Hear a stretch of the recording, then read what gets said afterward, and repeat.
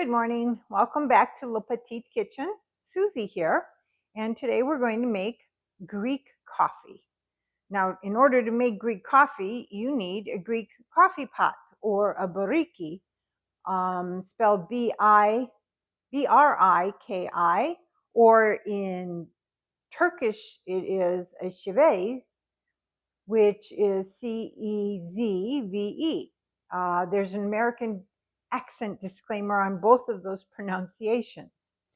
Now you're going to take and measure out your water. It can be served in either demitasse or a regular coffee cup. You're going to measure out your water and pour it into your coffee pot.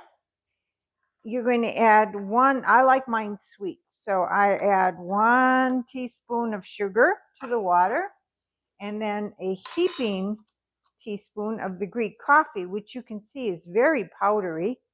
So you're going to use a heaping teaspoon of that. You're going to add it to the water and mix it in very well.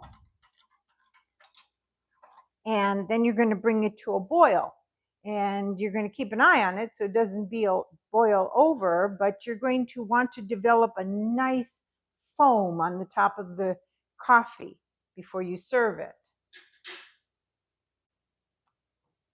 Okay, as you can see, our little pot is starting to boil there, and you have the nice foam forming on top. It's just about ready to serve. I'm going to wait a few more minutes. It will boil over if you wait too long, and we're done. All right.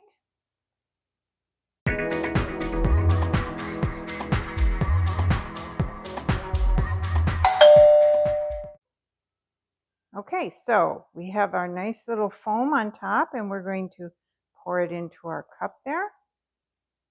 And we're going to let it settle for a few minutes because the grounds are going to settle to the bottom.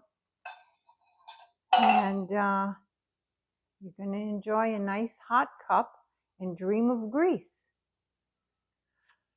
Delicious. Like I said, it can be served in the demitasse, and if you did, and you were in Greece, then the old yayas, when you got to the bottom, they would take the grounds that are left in the bottom, flip it over, and read your fortune with it. Enjoy our channel.